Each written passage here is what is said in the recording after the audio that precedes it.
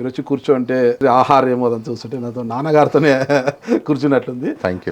అప్పట్లో నేను 2004లో నేను జర్నలిస్ట్గా ఉన్నాను కాబట్టి నాన్నగారిని చూశాను, చాలా దగ్గరగా చూశాను నేను. వాళ్ళు ఈరోజు నాన్నగారు అంటే డి అంటే ధర్మపురి, డి అంటే డెవలప్మెంట్ అని చెప్పే నాన్నగారు ధర్మపురి శ్రీనివాస్ గారు ఈరోజు మన మధ్య లేరు. ఎలా ఉంది ఆ లోటు మీకు రాజకీయంగా? తండ్రి లేని లోటు కొడుకుకి సహజంగానే ఉంటుంది. ఇంట్లో పెద్ద కొడుకుగా పుట్టాను కాబట్టి సహజంగా యూనివర్సల్గా ఇంట్లో పెద్దగాడుగా పుట్టినప్పుడు తల్లిదండ్రులు ఇండిపెండెంట్గా పెంచే ధోరణిలో పెంచుతారు పెద్దవాడిని. ఎందుకంటే తదనంతరం పుట్టేవాళ్ళు వాళ్ళను కూడా ప్రొటెక్ట్ చేసుకునే విధంగా పెద్దవాడిని రెస్పాన్సిబుల్గా పెంచుతారు. అలాగే డి శ్రీనివాస్ గారు నన్ను అలాగే పెంచారు, ఇండిపెండెంట్గానే. స్వతహాగా అతనిని మా నాన్నని వాళ్ళ నాన్న ఎలా పెంచారో మా నాన్న నన్ను అలాగే పెంచాడు. మీ తాతగారు మీ నాన్నని ఎలా పెంచారు, మీ నాన్న మిమ్మల్ని అలా పెంచారు? మిమ్మల్ని ఒకటే అలా పెంచారా, అన్నదమ్ములు ఇద్దరిని అలా పెంచారా? మళ్ళీ యూనివర్సల్ ట్రూత్, చిన్నవాడికి సహజంగానే గారాబం ప్రతి ఇంట్లో ఎక్కువ ఉంటుంది. ఓకే, అట్లా మా ఇంట్లో కూడా ఉంటుంది. ఓకే. సో నేను హై స్కూల్కి రాగానే నేను హాస్టల్కి వెళ్ళిపోయాను. నేను ఇంట్లో మీరు ఇంగ్లీష్ మీడియం అయినా. English medium. హై స్కూల్ వరకు ఇక్కడ సెయింట్ పాల్స్ హైదర్గూడలో ఉండేది, మంచి స్కూల్, దాంట్లో చదివాను. తర్వాత హాస్టల్లో వేశారు నన్ను. అదేంటి అప్పట్లో మీ ఏజ్ గ్రూప్ వాళ్ళంతా తీసుకుంటే వైఎస్ జగన్మోహన్ రెడ్డి గారు, బుగ్గన గారు, దీపక్ రెడ్డి గారు, ఎమ్మెల్సీ దీపక్ రెడ్డి గారు, వీళ్ళంతా హెచ్పిఎస్ స్టూడెంట్స్ కదా, వీళ్ళంతా మీరు? వాస్తవం. ఇది ఏంటంటే వాళ్ళదంతా సెంట్రల్ సిలబస్, సిబిఎస్ఈ. నాదేమో స్టేట్ సిలబస్.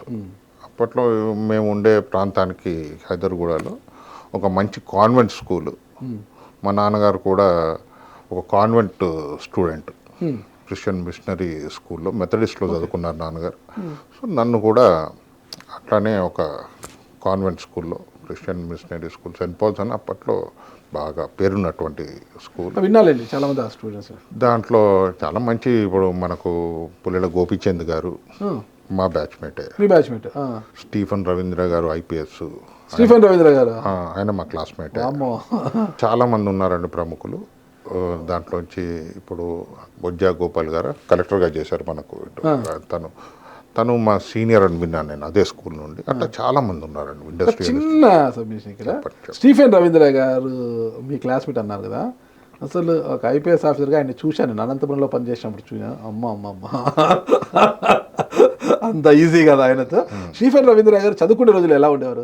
నాకు ఆయనతో పెద్దగా సన్నిహితం లేదు, కానీ ఒకరోజు 8th క్లాస్లో అనుకుంటా నేను మాట్లాడినప్పుడు నాకు ఒక్క విషయం తన గురించి గుర్తుంది. ఏంటంటే వాళ్ళ నాన్నగారు హ్యాబిట్స్ ప్రాంతానికి సిఐగా ఉండేవాళ్ళు. ఓకే. మా నాన్న డ్రీము నన్ను ఐపీఎస్గా చూడటం అని తను క్లాస్లో చెప్పటం నేను విన్నా. Okay, okay. So Stephen school days నుంచే ఒక టార్గెట్ పెట్టుకొని ఐపీఎస్ కావాలి అనే ఉద్దేశంతోనే అలాగే చదువుకొని ఐపీఎస్ అయినట్టు తెలుసు. ఎందుకంటే ఆ తర్వాత నేను ఆ 8th తర్వాత నేను హాస్టల్కి వెళ్ళిపోయాను. ఓకే. ఇక మాకు పరిచయాలు లేవు. ఆ తర్వాత తను ఆఫీసర్ అయిన తర్వాత 1-2 సార్లు బయట ఎక్కడో అక్కడ ఇక్కడ కనబడ్డప్పుడు హాయ్ హలో అంటే పరిచయం, కానీ ఎక్కువగా మాకు ఇంటరాక్షన్ లేదు. ఆ ఒక్క విషయం మటుకు జీవితంలో జరిగింది, ఆ సంభాషణ అది గుర్తుంది. కనిపిస్తే హాయ్ స్టీఫెన్ అంటారా ఎట్లా సార్? కలిసినప్పుడు హాయ్ హలో స్టీఫెన్ అని. నేను కలిసింది కూడా చెప్తున్నాను కదా, 1-2 సార్లు ఏదో నేను వెళ్ళేసరికి ఒక కాఫీ షాప్లో ఉన్నారు ఆయన. స్టీఫెన్ రవీంద్ర అంత ఈజీ కాదు ఫీల్డ్కి వచ్చాడంటే. అదే పెద్దగా నేను ఆయన ఆఫీసర్, ఎందుకంటే నేను ఉండేది నిజామాబాద్లో, అనంతపురం జిల్లాలో షేక్ చేశాడు అసలు ఫ్యాక్షనిస్టులను కావచ్చు, అందరినీ కావచ్చు. బయట టాక్ ఉంది కదా, మీరు చెప్పినట్టుగానే ఉంది టాక్ కూడా, అట్లాగే ఉంది, అట్లాగే వినిపిస్తుంది. మీతో చదువుకున్న మీ ఫ్రెండ్ ఈరోజు ఐపీఎస్ అయ్యి అంత పేరు తెచ్చుకున్నాడు అన్నప్పుడు మీకు ఎలా ఉంటుంది అసలు? డెఫినెట్లీ ఇప్పుడు ఒక సక్సెస్ఫుల్ మ్యాన్ని చూసి ఎవరు సంతోషంగా ఉండరు. ఓకే. తననే కాదు, ఇప్పుడు గోపి కానీ ఒక మన దేశానికి బ్రహ్మాండటువంటి ప్లేయర్స్ని తయారు చేసి ఇస్తున్నాడు. ఆ అమ్మాయి సింధుని ఎక్కడి నుంచి ఎక్కడికో తీసుకెళ్ళి దాంట్లో తన పాత్ర ఎంతో ఉంది. Is a good friend. మనతో పాటు చదువుకున్న వాళ్ళు వీళ్ళు అని ఈరోజు నాగరాజు గారు ఈరోజు ఇంటర్వ్యూ చేస్తా ఉంటే నువ్వు చదువుకున్న స్కూల్ ఏది, నీతో పాటు ఎవరు చదువుకున్నారంటే వీళ్ళ 4 పేర్లు చెప్పగలుగుతున్నావు అని అంటే వాళ్ళు ఉన్నత స్థాయిలో ఉన్నారు, వాళ్ళు సక్సెస్ఫుల్ పీపుల్ అయ్యారు కాబట్టే వాళ్ళ పేర్లు మనం చెప్పుకోగలుగుతున్నాం. ఏపీలో ఎవరైనా ఉన్నారా ఆ స్థాయిలో ఉండేవాళ్ళు? నేను ఇక్కడ నుండి విజ్ఞానికి వెళ్ళాను, విజ్ఞాన్ గుంటూరు. ఓహో, రత్తయ్య గారు, రత్తయ్య గారు. ఎస్, దాంట్లో ఆంధ్రప్రభ ఎండి గౌతమ్ మాతో ఉన్నాడు. ఓకే. ఇంకా పెద్దగా నాకెవరు అట్లా పొలిటికల్గా అట్లా వచ్చిన వాళ్ళు ఎవరు లేరు. ఇప్పుడు మీరు చెప్పిన పేర్లలో స్టీఫెన్ రాఘవేంద్ర ఈరోజు ఐజీగా ఉన్నారు, ఆయన చాలా హై పొజిషన్లో ఉన్నారు, మంచి పేరు ఉంది. పుల్లెల గోపిచంద్ ప్రపంచం గర్వించేదగ్గ వ్యక్తి. ఒక్కొక్కరు ఒక స్థాయిలో పోయినారు. కానీ రాజకీయంగా ఒక శిఖరాన్ని చూసిన ధర్మపురి కుటుంబ వారసుడిగా ఉన్న పెద్దకమని మీరు కేవలం నిజామాబాద్ మాజీ మేయర్గానే మిగిలిపోయారు. ఏమన్నా అప్పుడప్పుడు అనిపిస్తుంటుంది ఏదన్నా తేడా? నా తర్వాత మళ్ళీ ఆ ఎలక్షన్స్ వచ్చినప్పుడు అప్పటి నుంచి ఈ రోజు వరకు కూడా ఆ సీటు లేడీ రిజర్వ్ అయిపోయింది. ఓకే, అదేనండి. తర్వాత మా నాన్నగారే అక్కడ ఎమ్మెల్యేగా పోటీ చేస్తున్నారు. సో ఇక నాకు అవకాశం ఎక్కడ ఉంది? అంటే 2009 నుంచి నిజామాబాద్ ఎమ్మెల్యే సీటు ఓడిపోతూనే ఉన్నాం కదా మనం. 2009 నుంచి 2014 నుంచి కూడా ఎంపీ సీట్ ఓడిపోతున్నాం. ఈ రోజు వరకు మళ్ళీ కాంగ్రెస్ రాలేదు కదా. కారణం ఏంటి అసలుకి? డి శ్రీనివాస్ గారు ఎంతో అభివృద్ధి చేశారట. డి అంటేనే డెవలప్మెంట్ కదా, ఎంతో అభివృద్ధి చేశారు. మీరు మేయర్గా కూడా ఎంతో కృషి చేశారు అక్కడ. అంటే మీరు ఇంత చేసినా కూడా, మీ కుటుంబం ఆడున్నా కూడా, మీ కుటుంబం మద్దతు ఇచ్చినా కూడా, లాస్ట్ ఎన్నికల్లో షబ్బీర్ అలీ గారికి మీరు అనుకుంటే నడిపించారు, అయినా కూడా ఓడిపోయింది పార్టీ. బీజేపీ గెలిచారు అక్కడ. ఓకే, గుప్తా గారు గెలిచారు అక్కడ. కారణం ఏంటంటారు? అసలు గుర్తింపు లేదా? నిజామాబాద్ పాలిటిక్స్ చాలా ఇంట్రెస్టింగ్ అండి. అది మరి ధన్పాల్ సూర్యనారాయణ గుప్తా గారు గెలవడం ఏంటి? బీజేపీ పైనుండి చూసినట్టు ఉండదండి, పైనుండి వేరే కనబడుతుంది. Voters are very intelligent and politics చాలా డెప్త్ ఉన్నటువంటి సబ్జెక్ట్ అండి నిజామాబాద్ పాలిటిక్స్. అటువంటి కాన్స్టిట్యున్సీని డి శ్రీనివాస్ గారు తనకున్నటువంటి నైపుణ్యంతో, ఆయనకున్నటువంటి తెలివితేటలతో కన్సాలిడేట్ చేసుకొని ఒక ఓట్ బ్యాంక్ని అటు హిందువుల్ని ఇటు ముస్లిమ్స్ని కూడా ఒక తనకున్నటువంటి సెక్యులర్ భావాలతోని 2 కండ్లగా చేసుకొని ఎటువంటి వ్యత్యాసం లేకుండా దాన్ని కాపాడుకుంటూ ఎన్నో చోట్ల కులాల పేరు మీద, మతాల పేరు మీద కమ్యూనల్ రైట్స్ అట్లా జరిగినప్పటికీ కూడా నిజామాబాద్లో ఎప్పుడు జరిగేవి కాదు.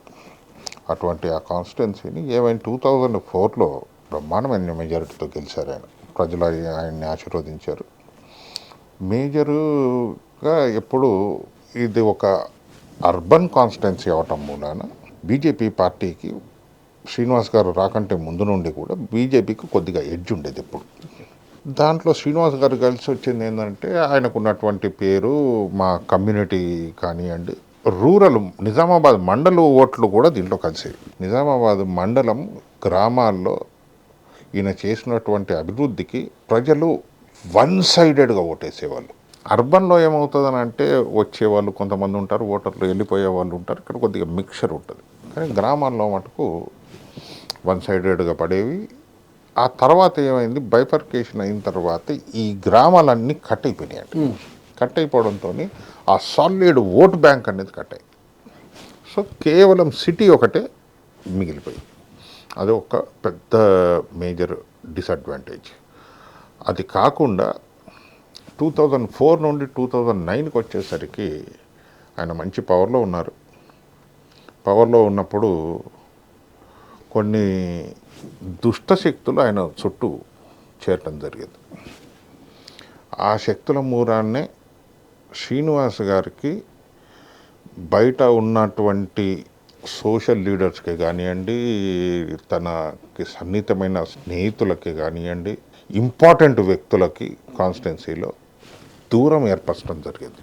అది ఎంత తన దృష్టికి తీసుకొచ్చే ప్రయత్నం చేసినా కూడా ఈ దుష్టశక్తులు ఎంత పవర్ఫుల్గా ఉండేవి అని అంటే వాటిని దూరం చేయటం ఎవరి వల్ల కాల. మెయిన్ కారణం డి శ్రీనివాస్ గారు ఆ తర్వాత ఎలక్షన్స్లో ఓడిపోవటానికి ఈ శక్తులే కారణం.